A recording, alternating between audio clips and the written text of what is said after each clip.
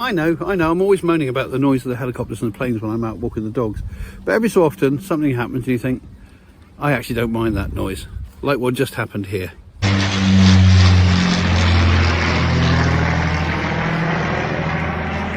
Yeah, that was a WW2 Lancaster Bomber that's just flown over as part of the WW2 flight for the King's official birthday. And yeah, I never won't be excited by seeing that. Extraordinary. Anyway, welcome to Colganology.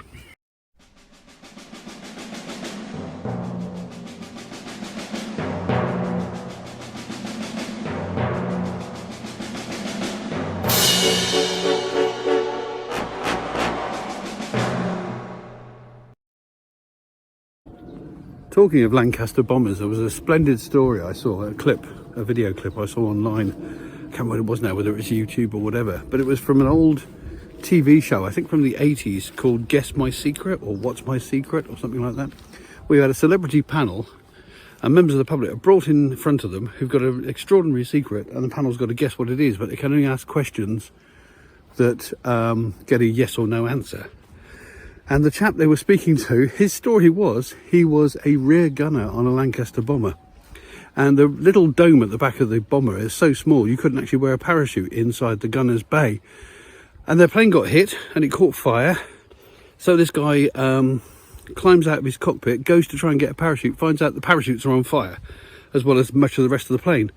So he takes the choice of, well, I'm going to die on my own terms, and basically throws himself out of the plane without a parachute. And he fell 3 miles. 3 miles without a parachute. And he survived. In fact, he walked away. He came crashing down through a sort of pine forest, I think somewhere in Austria or somewhere like that, and then landed in snow, thick snow at the bottom. And he sort of, apparently he was unconscious for a little while, and he picked himself up and walked away, and then he was captured by a German patrol, who, he said this was the ignominy of it, they didn't believe him. Which you can understand, I suppose. I've just fallen 16,000 feet and I'm all right. Yeah, okay. They thought he was a spy and that he buried his parachute somewhere, and he spent the next couple of years basically in a prison camp. But the point is this guy was so sanguine about it. He was so laid back.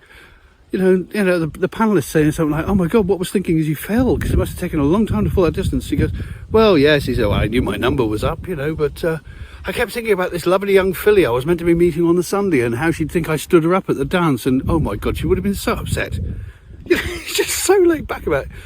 I mean, he was talking about, you know, falling out of a plane 3 miles up and landing and surviving in the same way that most of us would talk about falling out of bed. Absolutely amazing.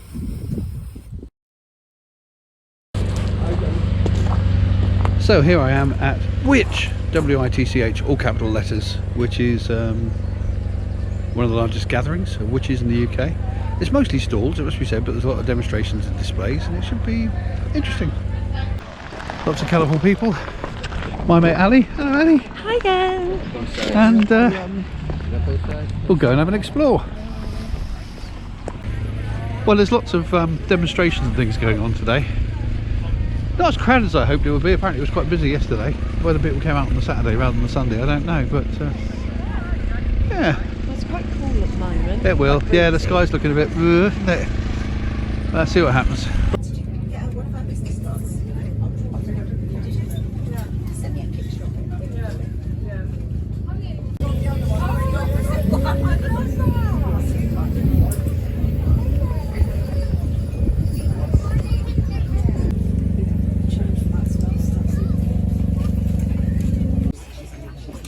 Yes, I can spell, lovely. Yeah.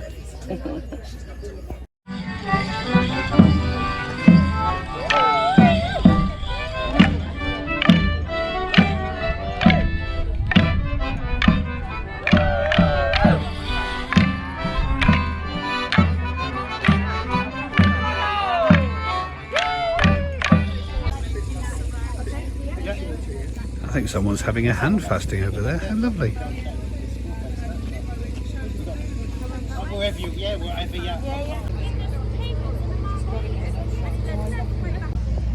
At one point just now there were 7 kites flying around, and any bit of food that's on the floor, they're straight down getting it, just like seagulls would be at the seaside. Except these are really quite scary seagulls with those talons and those beaks. But yeah, everywhere you look, there's red kites. Interesting in people you meet when what sort of witch is this? It's not really a witch, it's a 1500s Renaissance knight. Yeah, it's pretty impressive. Thank you. Is it something you make? Are you a metalworker or are you a reenactor? Or some of this I've made, some of this I've bought in, some of it I've just tinkered with and changed over time. But reenacting, yeah, I used to do that a long time ago. it's fabulous. It's all for the children at the end of the day. And Of course it is, yeah. a lot of the children's charities, I mean, earlier on today, or it might have been yesterday actually, I had full knight's gear on, and I had 5 kids chasing me around with like fake swords and axes, just whacking the hell out of me. Well, it's a mix of changes. Most of the time they're chasing Darth Vader, aren't they, or stormtroopers or something. Yeah, So it makes a nice change, a bit of a historical aspect to It it. gives the parents a bit of a break, and you know, it kind of cheers the children up a little bit. Oh, that's so great. That's why I do it. Fantastic. Well done. That's No brilliant. worries.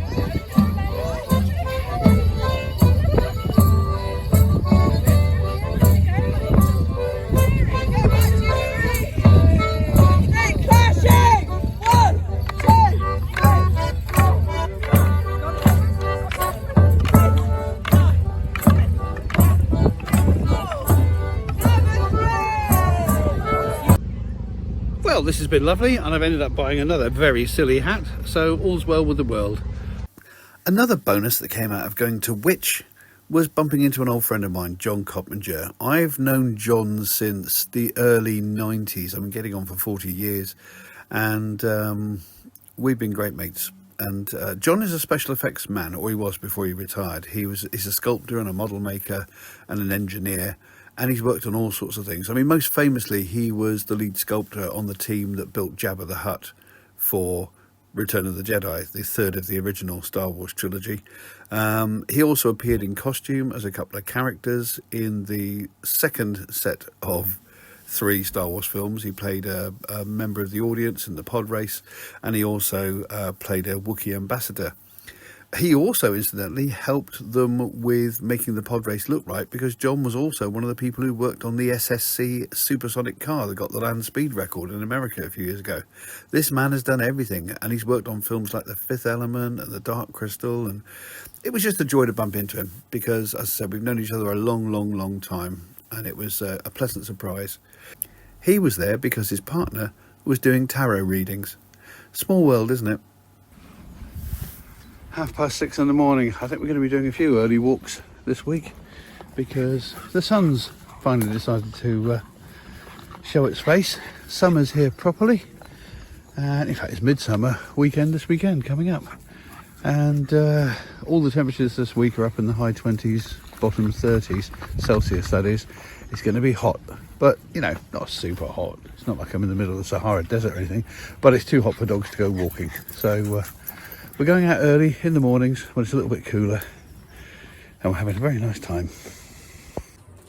Some wild strawberries, always a treat. They're a bit tart, but they're delicious.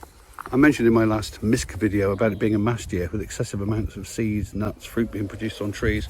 Even the ash trees are producing tons and tons of ash keys this year, which I also mentioned you can pickle. This is about the right time to pickle them now, and they're quite delicious. Give them 6 months. Beautiful. It is glorious out here today, and look, these grasses are growing up to like nipple height now.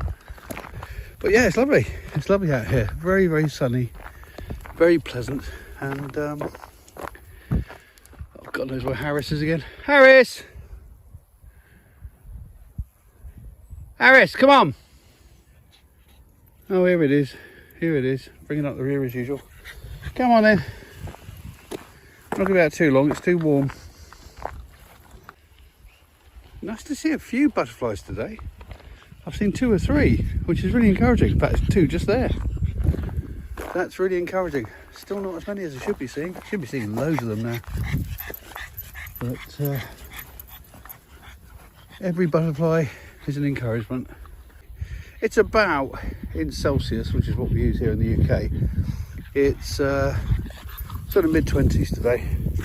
It's really rather lovely. Harris is loving it, and all's well with the world, as they say. I think I've said that before on this week's video, but it just feels like that when the weather's nice, doesn't it? You feel that no matter what's going on everywhere, all's right with the world when you've got a bit of sunshine, some lovely countryside, and some nice dogs. Even slow, rolling on their back, show-off pug dogs. Lots more goat's beard here. As I've said before, these aren't dandelions. They've got exactly the same shape as dandelions, and they use the same seed dispersal method, but these are actually much larger. They're certainly a lot tougher. I mean, trying to pull one of these out of the ground is really hard work because the stems are really hard and woody. And yeah, it's a nice looking clock, as it were. It's like a dandelion clock, but it's a goat's beard. I have just heard my first grasshopper of the year. That's pleased me no end. Just the one, fiddling away, diddly diddly deep, but it was lovely to hear it. You're still showing off. Harris does this, he's not rolling in a smell, he's just rolling for the sheer joy of being outside and enjoying himself. Whenever the sun's out, that's it. Rolls around like an idiot. I have to say, I have seen, he's at it again. I have to say, I have seen more butterflies today than I've seen in the previous month. This is a bed of rosebay willow herb, and just the first knockings there of the flowers starting to come out. This will get a little bit higher yet, the flowers will go bright pink, and you can use them to flavour a jam. I've made rosebay willow herb jam before, it's quite delicious. When I told my grandkids about it, they were, ugh, jam made from flowers. They tasted it. Yeah, they ended up taking 2 jars home with them. Of course, everything's overgrown now. I'm going to have to check them when I get home for ticks. I found one on Harris this week. Thankfully, it was crawling around on the top of the surface of his fur. So I was able to grab it quickly before it had a chance to burrow in and start chomping. But yeah, not very nice things.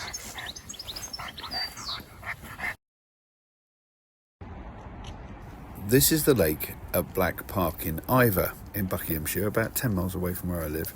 Nice place to go for a walk. The lake is quite artificial. It was made in the grounds of a big country estate many years ago, but that country estate is now Pinewood Film Studios, which is just beyond those trees. Pinewood is where they make all the James Bond films, it's where they made all the Star Wars films, it's where they made the first few Harry Potter films before production moved up to Leavesden. In fact, I saw Hagrid's cottage standing in one of the open spaces at Black Park when it was first built for the very first Harry Potter film. Here's a photograph, not a very good quality photograph because digital cameras were very poor back then. But yeah, it's a nice place to come for a walk, and all of the Hammer horror movies were filmed here. You know, Van Helsing and Dracula and Frankenstein and that, fighting in the woods, was all in these woods here. Kate Bush filmed her breathing video here with her walking out the lake. It's just a very commonly used film location. I'm always spotting it when I watch films. And as I said, lovely place to come for a walk. I think that might be it for this week. I mean, you've had witches and wizard huts and Kate Bush and movie studios and ponds and all sorts of wonderful things. Because that's what my life is like. I mean, these weekly diaries are just giving you an insight into the sort of things that I get up to. If that's of interest to you, then please like, please subscribe, and there'll be lots more of the same. There'll also be some other arts projects coming along in the very near future. This weekend coming up is the big midsummer celebration I've been helping to organise at Dashwood House with the Dashwood family. That's going to be great. It's going to be bonfires, Morris dancers. I'm doing a talk in the notorious Hellfire Club caves. What else is coming? Oh, tomorrow I'm going to London to the Tate Gallery to have a look at the Ithel Colquhoun exhibition, and also to have a look at the Royal Academy Summer exhibition. And yeah, there'll be lots more for you to see in the next few videos. So, in the meantime, enjoy the rest of your week. I hope the weather's as good where you are as it is here, and I'll see you soon. Toodle pip.